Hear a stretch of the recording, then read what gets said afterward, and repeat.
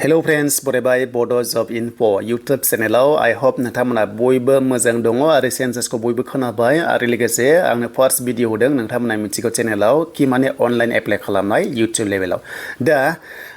BTC Assam नोंथांमोननि सेन्सासआ सोलिगासिनो दङ दाख्लिनिफ्राय सोलिबाय आरो बिनि लास्ट डेट एबा जोबथा साना जाबाय 16 आगस्ट एबा 16 आगस्टआनो लास्ट डेट बिनि सिगां जोङो अनलाइन सेल्फ सेन्सासखौ जोङो खालामना लानांगोन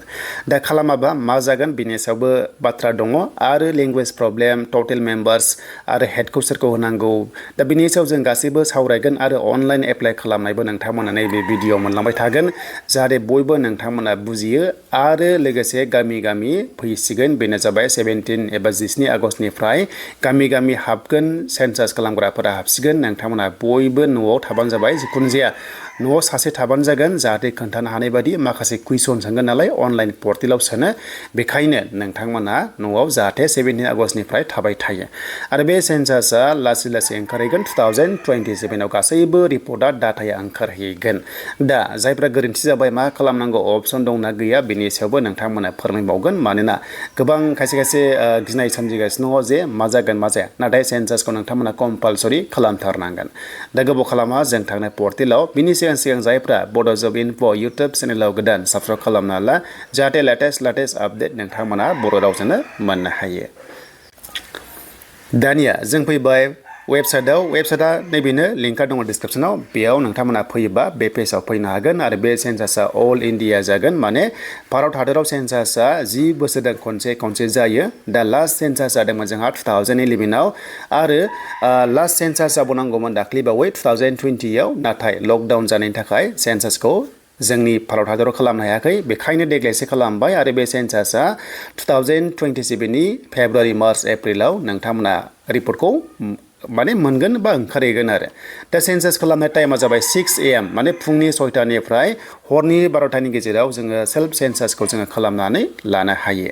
दा बेखौ खालामनो गोबांथार प्रब्लेम मोनदों खायसे दा बेखौ खालामनोबा जों फैदो दानिया नैबे स्टेटआ जों बावहाय सेलेक्ट खालामनानै आसामाव जों क्लिक खालामनांगौ आरो बेनिफ्राय जों मा खालामनांगोन जोङो अके थुनांगोन देन अके थुनाय लोगो नोंथांमोना नैबाव एसे कनफिउज जाबाय थादों जे हेड होनना जेनोखि हेड होनोबा देरसिनखौ जोङो बुजिगौ head of the house held माने न'खराव जायनोखि न'खरखौ मेनेज खालामो न'खर सालायगासिनो न'खर दैदेनो बा न'खरखौ सामलायगासिनो बेखौनो हेड होनना बुंनाय जागोन बेखायनो नैबाव नायनोबा आइ बाटोनाव जोङो क्लिक खालामबा नायनो हायो आरो दा हेड होनोबा खायसे हौवाफोरल' जाथारनांगौ बे नङा हिन्जावफ्राबो जायो मानोना हिन्जावफ्राबो न'खर सालायोथ' अब्ला हिन्जावफोराबो जायो दा जोङो सिम्पोल खोथायाव देरसिन मानसिखौ होबानो जाबाय बिमा एबा बिफाखौ होबानो जाबाय आरो जायफ्रा जुदा जाबाय जुदा जानायाथ' गैला नोंनो हेड जासिगोन जुदि नोंथाङा न'खराव जमा थालाबा जुदा जाबायबा नोंथाङानो जागोन आरो हौवाफोरा अके फिसालाफोरा देन जों बेखौ बावहाय होदो नोंनि फादारखौ होदो बा मादारखौ होदो बेनिफ्राय मेल आइडिखौ होदो दङबा गैयाबाबो जेबो नङा होयोब्ला मोनसे लास्टआव फाइनाल साबमिट खालामबा रेफारेन्स आइडि फैगोन आरो बे आइडिखौ दोनथारनांगोन आरो बे आइडिखौ दोनबासो नेक्स्ट लेभेलाव नोंथांमोना आइडिखौ होनानै लगइन खालामनानै नायनो हागोन जेब्ला 17 आगस्टनिफ्राय गामि सेन्सास खालामग्रा हाबफैगोन अब्ला नोंथांमोना बे आइडिखौ होनांगोन आरो अब्ला नोंथांमोना वेबसाइटआव थांनो हागोन देन बेनिफ्राय फन नाम्बारखौ होदो एक्टिभ थानाय फन नाम्बारखौ जाहाथे नोंना अटिपि थांगोन नालाय अटिपिखौहाय होबासो जों नेक्स्ट लेभेलाव थांनो हायो नैबे केपसा कड दङ बे केपसाखौ जेरै नुदों बाव नोंथांमोना होनांगोन जुदि सिनायाबा मा खालामनांगोन अपसन दङ नोंथांमोना टिर मोनदोंना स' नोंथांमोना नैबे टिरावहाय क्लिक खालामबा बे केपसाया चेन्ज जायो जुदि खेबसे ओंखाराखैबा नोंथांमोना रिफ्रेस खालाम डाबल वेबसाइटआव क्लिक खालाम अब्ला लासैनो ओंखारगोन एन्ड बेनिफ्राय मबाइल नाम्बारखौ होखांनाय लोगो गेट अटिपि होदो आरो अटिपिखौ भेरिफाइ खालामबाथाय नोङो नेक्स्ट लेभेलाव थांनो हागोन बे मोनसे बेसिक बेखौ नोंथांमोना रोंखासिगोन दानिया जोङो सेन्सास खालामनाय प्रसेसआव जोङो थांसै जोङो लेंगुवेजखौ जोङो बावहाय मा खालामनांगोन एसामिस होफ्लांनायखायसो जेबो नङा टेनसन गैया बाट नोंथांमोना इंलिसाव सेलेक्ट खालामनांगौ बेनिफ्राय बे केपसा क'डखौहाय बाव होनानै भेरिफाइ अटिपिआव नोंथांमोना खालामनांगोन दा जोङो होबाय केपसा क'डखौ होबाय बेनिफ्राय जोङो भेरिफाइ अटिपिआव क्लिक खालामनांगोन दा क्लिक खालामनाय लोगो दा नैबावहाय नोंथांमोना फिन खनसेबाव अके थुनांगोन अके स' अके थुनाय लोगो बेबायदि फैबाय नै नोंथांमोना माखासे डिटेल्सखौ बावहाय जों होनांगोन बेखिनिया नै ब्लेंक दङ दायो जास्ट जोंहा लकेसन डिटेल्सखौ जों फैनांसिगोन दा बे लकेसनखौ जों बबेयाव मोनगोन होनोबा दा बावहाय एसे कनफिउज जानो हागौ दा खोथाया जाहैबाय जों फार्स्टआव जोङो स्टेट लेभेला जों स्टेटआ आसाम थाखाबायना बेनिफ्राय जों डिस्ट्रिक्ट सेलेक्ट खालामनांगोन जुदि बाव डिस्ट्रिक्टआ फैयाब्ला नोंथांमोना रिफ्रेश खालाम अब्ला माने फैगोन मानोना नेट इसु जायो नालाय बेनिफ्राय डिस्ट्रिक्ट होनाय लोगो लोगो पिन कड होनानै नोंथांमोना होनो हागोन एन्ड बेनिफ्राय दानियाथ' जोंहा मेप नांगौ दा मेपखौ जों डाइरेक्टलि नागिरबा मोननाय नङाना बेखायनो मा खालामनांगोन नोंनि गामिखौ बाव लिरबानो जाबाय अके स' लिरबानो जाबाय एबा नोंनि हमना ला जास्ट एग्जाम्पल गामिया फैयाब्ला किजानि बहाबा एलपि स्कुल दङबा नोंनि गामियाव बेखौ होबानो जाबाय मानोना गुगोलावहाय मेपावहाय एलपि स्कुला हाबो नालाय खायसे गामि हाबाबो जानो हागौ नङाबा मन्दिरफोर दङबा चार्चफोर दङबा नोंथांमोना होबानो जाबाय नायबानो जाबाय जुदि गैथाराबा गामिखौ नोंथांमोना बेवहाय टाइप खालामबानो जाबाय दा टाइप खालामनानै नैबे मेप फैयाबा नोंथांमोना आसि थाइनैजों बेखौ बोनांगौ दे आसि थाइनैजों बोबासो बे मेपा बेबायदि खारगोन नङाबा आसि थाइसेल'बा नोंथांमोना माने मेपखौहाय जुम खालामनो हानाय नङा अके आं बेखौ नोंथांमोना क्लियार खालामबाय जाहाथे बेखौ बुजियो दा जों डिस्ट्रिक्ट सेलेक्ट खालामनाय लोगो लोगोनो डिस्ट्रिक्टआ नो अपसन्स ओंखारदोंना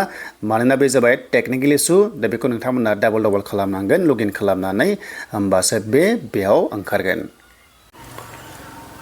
दानिया बावहाय आंनाबो डिस्ट्रिक्टआ ओंखाराखै नै अब्ला मा अपसन दङ खुनु गिनांगौ गैया नोंथांमोना नैबे लग आउट अपसन दङ नैबे लग आउटआव लग आउट खालामनानै फिन खनसेबाव लगइन खालामनांगोन दा जोङो बेयाव क्लिक खालामबाय थिराव बेनिफ्राय जोङो मा खालामनांगोन जोङो लग आउट खालामनांगोन माने जों ओंखारथ'नांगोन येस होबाय आङो बेनिफ्राय जोंहा लग आउट जाबाय फिन खनसेबाव जों आसामाव थांफिननांगोन नैबे आसामा बाव क्लिक खालामदो अके थुफिनदो देन थुनाय लोगो लोगो नोंथांमोना फिन खनसेबाव सार्भे खालामफिनबानो जाबाय दा जों फैफिनबाय दा केपसा क'डा जेसेबांनो जाया एसेबांनो थुबाय था अब्ला लासैनो जागोन मानोना केपसा क'डा इनभेलिड ओंखारो सम टेकनिकेल इसुनि थाखाय बारे नोंथांमोना होनांगोन दा जों नैबेयाव फैफिनबाय दा जोंहा डिस्ट्रिक्टआ जोंहा गैयामोन ना बाव प्रब्लेम जादोंमोन दा जों फिन खनसे नायनाय लोगो लोगो नै फैबाय दा टाइप खालाम उदालगुरि होबाय आं नोंथांमोना गाव गावनिखौ होबानो जाबाय दानिया पिन क'डखौ नोंथांमोना बेवहाय टाइप खालामनो हानांगोन अके दा जों उदालगुरि होबायना बेनिफ्राय जोङो 784 पिन कड नाम्बारखौ जोंनिखौ होबाय उदालगुरि टाउननिखौहाय देन होनाय लोगो लोगो दानिया नै बे मेपाव नोंथांमोना गाव गावनि गामिखौ नोंथांमोना जाहाथे लिरना होयो दा फैबाय दानिया नै बावहाय एक्चुअलि जों गामि मोनबाय दा बावहाय नायोबा थ' नोंथांमोना इउज टु फिंगार्स होनना बुंदों माने मोननै आसिखौ नोंथांमोना इउज खालामनांगौ बेबादि ओरै बोबानो नोंनि लकेसना माने ओंखारहैयो आरो बेनिफ्राय लकेसन ओंखारबाथाय नोङो मा खालामनांगोन नैबे कनफार्म लकेसना बावहाय नों क्लिक खालामनांगोन होमबासो सेभ जागोन दानिया जोंना लकेसना थिग जाबाय जों 7 नेक्स्टआव होदो एन्ड बेनिफ्राय जों येस होदो देन येस होनाय लोगो लोगो सेन्सास हाउस डिटेल्सआव जोङो फैबाय सेकेन्ड नाम्बाराव आरो फैनाय लोगो लोगो दानिया नोंथांमोननि न'आ मानि स' न'खौ सोंदों आरो दा बेवहायनो नोंथांमोननि न'आहाय मानि दा बेवहाय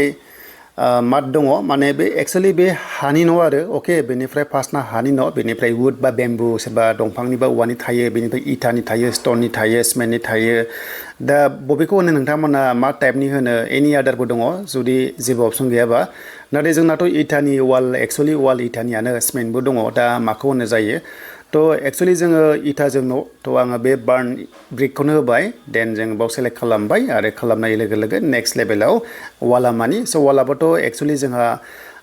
बेनो जाहैबाय इटायानो जाहैसिगोन थ' बेखायनो जोङो नैबेखौनो होनसै बार्न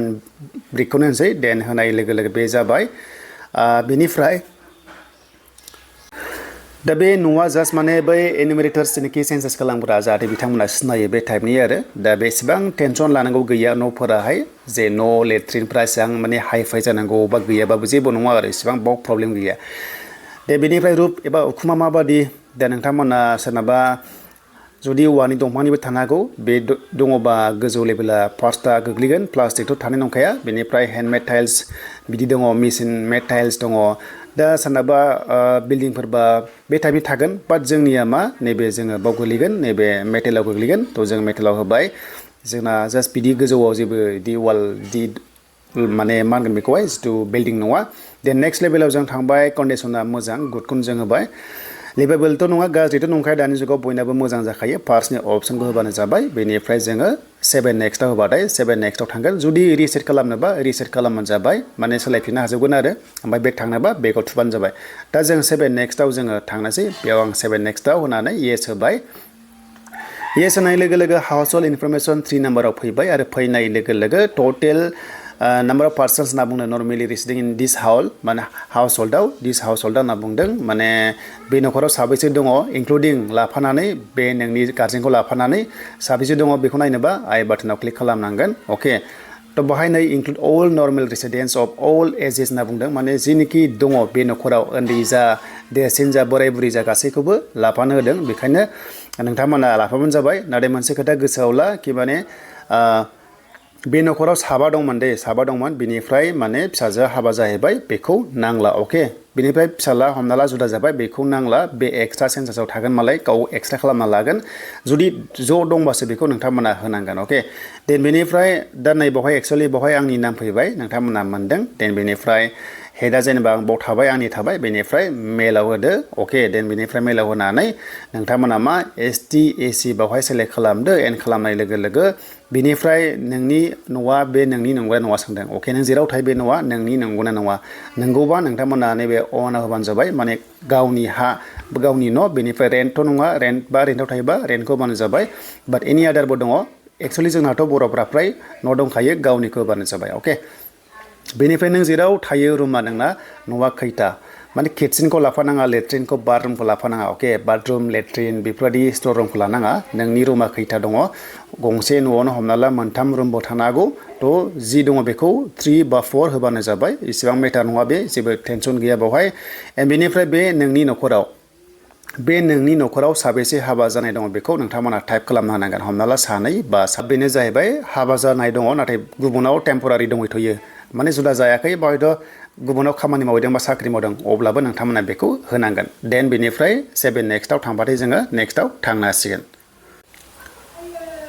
दानिया फैबावबाय जोङो नाम्बार 4आव फैनाय लोगो लोगो दानिया main source of drinking water facilities tap दं ना वेल दं ना हेन्ड पाम्प दङ दा बेखौ होबानो जाबाय दा जोंनाथ' नोंथांमोना जि दङ बेखौ रोंखासिगोन आं जास्ट बेखौ स्पिड खालामसै जोङो हेन्ड पाम्प दंखौल' होबाय दा जोङो बाव सेलेक्ट खालामबाय बेनिफ्राय नेक्स्टआव जों दा एभेबिलिटि अफ ड्रिंकिं वाटार सर्सआ जों बावहाय नै नोंथांमोना विदिन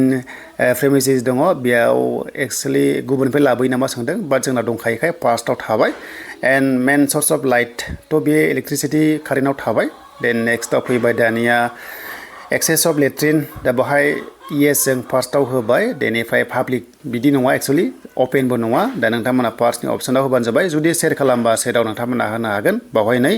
देन नेक्स्टआव फैबाय दायो टाइप अफ लेट्रिना मा रोखोमनि मा कन्डिसननि दा 5 थायो खायसेया सेप्टिक टेंक थायो दा आदार सिस्टेम थायो दा जोंनाथ' 5 गैया स' सेप्टिक टेंकआव बाव होबाय waste water outlet connected to माने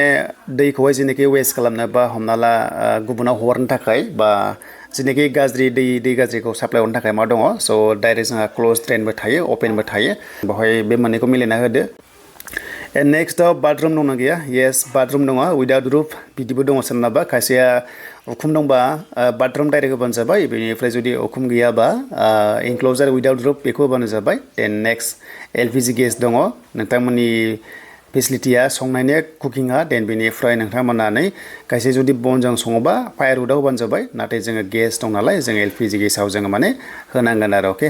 दा जों बेखायनो जों LPG गेसाव होबाय देन नेक्स्टआव थांबाय 7 नेक्स्टआव जों थांबाय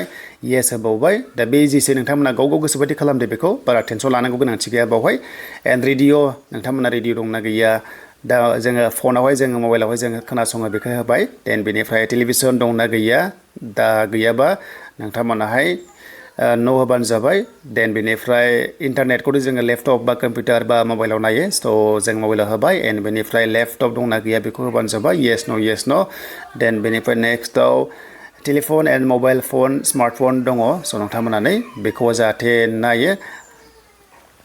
मा बाहायो बेखौ एक्चुअलि बट स्मार्टफन बाहायो बेनिफ्राय बेसिक मबाइल बाहायो थ' बेखौ नोंथांमोना होबानो जाबाय स्मार्टफन जों बाहायो देन नेक्स्टआव फैबाय bicycle and scooter motorcycle दंना गैया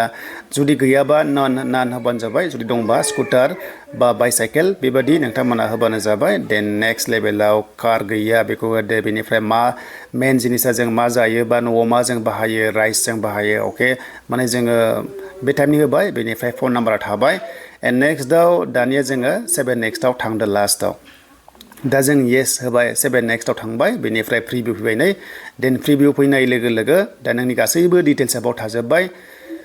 देन बेनिफ्राय नैबेवहाय फाइनाल साबमिट दङ फाइनाल साबमिटआव होबाथाय बियो फाइनाल साबमिट जाबाय आरो द्राफ्टआव दोनबा बे द्राफ्ट जाबाय आरो बेक एन्ड कारेक्टआव थांबा बेक थांनो हाबाय दा जोङो फाइनाल साबमिट खालामबा जास्ट फाइनाल साबमिट खालामनानै अटिपि होबानो बियो फाइनाल साबमिट जागोन आरो अके दा बेनो नोंथांमोननि थाखाय दिनै डेम'आव फिन खनसेबाव माखासे कुइसनारिखौ गोरोन्थि जाबाबो जेबो नङा बे एसेबां मेटार नङा खालि नोंनि न'खरनि फेमिलि मेम्बार्सआ साबैसे बेखौ नांथारगोन खिन्थु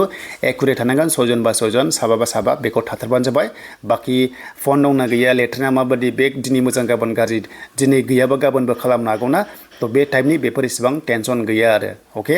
दा बेनो नोंथांमोननि थाखाय लेटेस्ट आपडेट